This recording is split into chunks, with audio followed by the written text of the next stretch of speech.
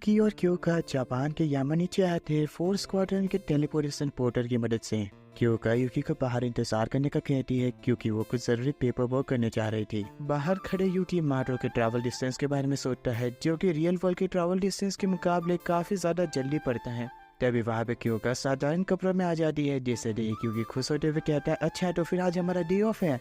क्योका यूकी को कहीं ले जा रहे थे और यूकी सोचता है वैसे तो क्योका काफी खूबसूरत लड़की है पर उसे कोई आइडिया नहीं है कि वो लोग जा कहाँ पे रहे हैं। वही माटो डायमेंशन के अंदर सुरागी यूकी को ढूंढ रही थी और नहीं उसे बताती है वो तो कमांडर के साथ यामानीचे गया है, जिससे सुरागी को आज का दिन याद आ जाता है। क्योका यूकी को लेके एक ग्रेवयार्ड में आई थी जहाँ पे वो यूकी को आज के दिन के बारे में बताती है। पहली बार सुकीज ने असल दुनिया में आके तहलका मचाया था जो कि और कोई नहीं पहाड़ों के बीच मौजूद मेरा विलेज ओशिमा। उन सुकीज के कारण मेरे परिवार मेरे दोस्त सब मारे गए। हमला करने वाले सुकीज में से एक सुकीदार जिसका हॉर्न काफी बड़ा था जिसे मैंने यूनिहॉर्न नाम दिया। डिफेंस फोर्स ने आके सभी सुकीज को तो मार दिया पर वहाँ मेरे सिवा कोई और नहीं बचा था। उनकी रिकॉर्ड फाइल में यूनिहॉर्न जैसे दिखने वाले किसी सुखी का जिक्र ही नहीं था, मतलब वो उस जगह से बच निकला। मैं अपने बदले की आग में उससे सब कुछ सेटल करना चाहती हूँ, इसीलिए मैं तुमसे चाहती हूँ तुम हर पल तैयार रहो। उस जगह श्रद्धांजलि देने के बाद क्योका वापस माटो जाना चाहती थी क्योंकि उसे काफी चिंता हो रही थी, पर यूकी उसे रोकते हुए कहता है इस जगह के बारे में मैंने काफी रिसर्च की और इस बेकरी की आइसक्रीम काफी बढ़िया मिलती है, हमें टेस्ट तो करनी ही चाहिए। क्योका यूकी को ज्यादा वक्त न लेने का कहती है और दुकान के अंदर बैठे हुए यूकी क्योका से कहता है कभी कभार हमें आराम भी करना चाहिए, नहीं तो फिर हम एक मशीन ही बन के रह जाएंगे। क्योका उसे कहती है तुम बातें तो अच्छी कर लेते हो, देखते हैं या कि आइसक्रीम सही में अच्छी है या फिर नहीं। उस आइसक्रीम के वहां आने के बाद क्योका उसकी पहली ही बाइट में कह देती है फैसिनेटिंग। क्योका के चेहरे की मुस्कान यूकी को अपने बड़ी बहन की याद दिला देती है जब वो बचपन में कुकिंग करा करता था और उसकी बड़ी बहन उसे काफी ज्यादा प्रेस करती थी क्योंकि वो अपने स्किल्स को काम में लगा रहा है। अचानक से एक इमरजेंसी अलार्म बजता है और क्योका यूकी को तैयार होने का कहती है। यूकी के ट्रांसफॉर्मेशन के बाद क्योका काफी जल्द हेडक्वार्टर्स पहुंच जाती है। यूकी तो थकान के मारे सांसें ले रहा था पर क्योका उसे कहती है तुम मेरे कमरे में चलो। क्योका के कमरे में यूकी के रिवॉर्ड के तौर पे क्योका यूकी को उसे एक कठपुतली समझ कपड़े चेंज करने का कहती है, जिसे करने में यूकी सोच रहा था कि वाकई अपने मन में मैं ऐसी चीजें सोचता हूँ। जिस दौरान क्योका कुछ ज्यादा ही शर्मा रही थी। कपड़े चेंज करने के बाद सभी इमरजेंसी की बातें करते हैं। हमारे को आज की पेट्रोलिंग के दौरान नॉर्थ में 21 किलोमीटर दूर एक काफी बड़ा सुगी का झुंड मिला है। नेई ने अपनी सर्चिंग एबिलिटी से भी चेक किया, ये झुंड कुछ ज्यादा ही बड़ा है। साथ ही हिमारी अपने कमांडर की छुट्टी बर्बाद करने के लिए उनसे माफी मांगती है, पर क्योका अपनी छुट्टी इस चीज के लिए बर्बाद होने के लिए वर्थित गिनती है। सभी उन सुकीज को मारने के लिए रेडी थे। क्योका कहती है ठीक है यहाँ से 3 व्हीकल जाएगी, सुरागी मोटरसाइकिल पे, हिमारी और नेई गाड़ी में और तीसरा व्हीकल और कोई नहीं यूकी था। यूकी की स्पीड उनकी व्हीकल से भी ज्यादा थी। हिमारी कहती है सही में जंगली है ये, एक बर्फीला इलाका और सुकीज का बड़ा झुंड है। सुरागी अपनी बॉडी की साइज को बढ़ाकर और साथ ही हिमारी अपनी गन की मदद से सभी सुकीज को इंजर करते हैं, जिसकी बदौलत वो सभी एक साथ कंबाइन होने का फैसला कर सके।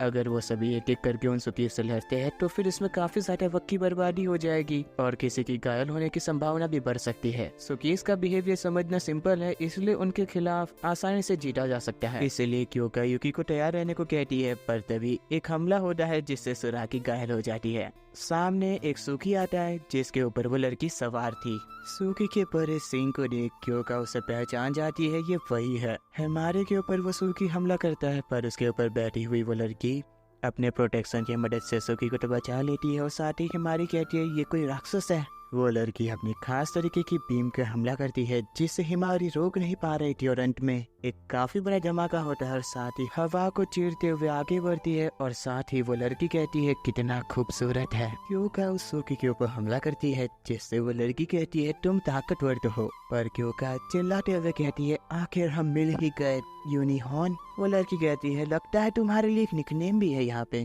क्योका उस सूखी के ऊपर सवार उस लड़की के बारे में कुछ बोलती है, वो सिर्फ इतना कहती है मैं वो हूँ जो डीमन डिफेंस फोर्स के खिलाफ लड़ाई कर रही हो। सुरागी और हिमारी दोनों जख्मी हो चुके थे और वो लड़की कहती है क्या तुमने मेरे छोटे भाई को देखा है, वो इस दुनिया का सबसे खूबसूरत लड़का है।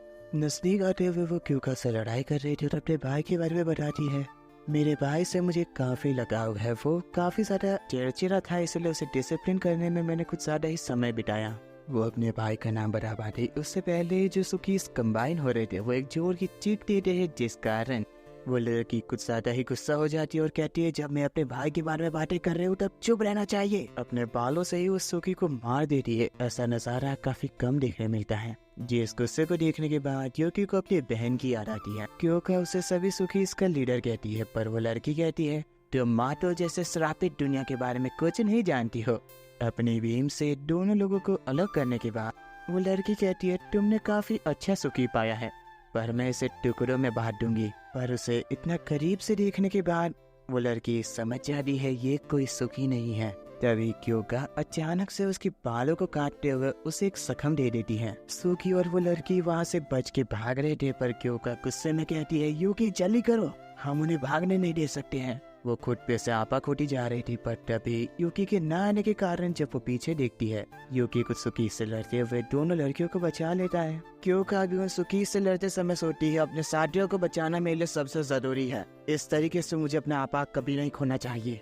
इस पूरे मामले को संभालने के बाद हिमारी और सुरागी को कुछ चोटें लगी थी, जो कि कल तक ठीक हो जाएगी। क्योंका ऑफिस के अंदर यूकी को फुट मसाज कर रिवॉर्ड देते हुए कह दिए, अगर ऐसे बोलने वाले सुकी की खबर देश को पता चल गई तो फिर काफी सारी तकलीफें आ सकती है। यूकी उसे कहता है, उस लड़की को देखने के बाद मुझे ऐसा एहसास हो रहा था कि वो मेरी बड़ी बहन है। क्योंका उसे कहती है, शायद तुम्हें ऐसा एहसास इसलिए हो रहा होगा क्योंकि वो अपने छोटे भाई के बारे में बातें कर रही थी, और वैसे भी उसने कहा था कि उसका छोटा भाई इस दुनिया में सबसे खूबसूरत है, पर तुम्हें देख कर तो ऐसा नहीं लगता। कुछ भी हो, हमारी आगे उनसे और मुलाकात तो होगी, तुम्हें तब तक तैयार रहना होगा यूकी। फिर यूकी इन्हीं सब चीजों के बारे में सोच जाता है, जिस कारण उसका किसी और चीज में मन ही नहीं लग पा रहा था और नहीं उसे ध्यान देने का कह दिया क्योंकि खाना उबल रहा था। उसके सीनियर होने के नाते नहीं उसकी गलतियों पे पनिशमेंट देते हुए कहती है, देखो शायद तुम थक चुके होगी इसलिए आराम करो, मैं हल्का फुल्का खाना तो बना ही लेती हूँ। यूकी उसे शुक्रिया कहते हुए कहता है, नहीं मैं संभालूंगा, क्या तुम मेरी मदद करोगी। दोनों साथ में मिलकर खाना बना रहे थे और यूकी सोचता है वो मेरी बहन है कि नहीं उसके बारे में मुझे बाद में पता चल ही जाएगा, के लिए काम पे ध्यान दो बस। वो लड़की इस तरीके से घायल होके आई थी जिस कारण नाओबा कहती है, ये तुम्हारी खूबसूरती पे दाग लगाता है। कोको जो उस लड़की की चोटों को लिक करते हुए हिल कर रही थी, वो लड़की कहती है, वो लड़का वाकई में यूकी था, पता नहीं वो ऐसा कैसे हो गया, शायद कोई एक्सपेरिमेंट या तो उस कमांडर की ताकत होगी, वो कुछ भी हो, अगली बार मैं तुमसे मिल के ही रहूंगी मेरे छोटे भाई। यूकी नाते समय उस यूनिकॉर्न की ताकत के बारे में सोच रहा था। तभी वहाँ पे सुरागी आ जाती है जो यूकी से कहती है, तुम इतनी चिंता क्यों कर रहे हो, मेरे स्लेव तुमने मुझे बचाया है, शुक्रिया, इसके रिवॉर्ड के तौर पे मैं तुम्हारी पीठ को साफ कर देती हूँ, पर पीछे मत मुड़ना, मेरे बदन पे एक कपड़ा तक नहीं है। जिससे यूकी शर्मा रहा था, पर वो सोचता है सुरागी ऐसी चीजें कभी नहीं करेगी, जरूर वो स्विमसूट पहन के आई होगी और वो चाहती होगी मैं ऐसा सोचूं, इसलिए यूकी तय करता है पीछे मुड़ के उसे कहने का, देखा मैंने कहा था तुम स्विमसूट पहन के आई हो। पर जब यूकी सही में पीछे घूमता है, वो वास्तव में बिना कपड़ों की थी, जिस कारण यूकी शर्माते हुए उस बाथरूम से भागने की कोशिश करता है। सुरागी सोचती है, यूकी ने मुझे इस तरीके से देखा, वाह कितना एक्साइटेड था। यूकी की बुरी किस्मत, हिमारी उस समय बाथरूम में नहाने के लिए आ रही थी और वो सिर्फ अपने अंडरगारमेंट्स में थी। हिमारी यूकी के पीछे पड़ चुकी थी उसे मारने के लिए। उससे बचने के लिए यूकी काफी भागता है, पर अंत में वो हॉलवे के एंड में आ जाता है और वो हिमारी से बच बिल्कुल नहीं सकता था। तभी वहाँ पे एक टेलीपोर्टेशन पोर्टल ओपन होता है और उसी के साथ दो लोग बाहर आते हैं, जिन्हें यूकी कुछ बैठिया समझ आया था, पर हिमारी कहती है ये दोनों 6 स्क्वाड से हैं, कमांडर टेंकाइजुमो और उनकी सब कमांडर याचिहो आजुमा, हिमारी की बहन, जिससे हिमारी नफरत से घूर रही थी।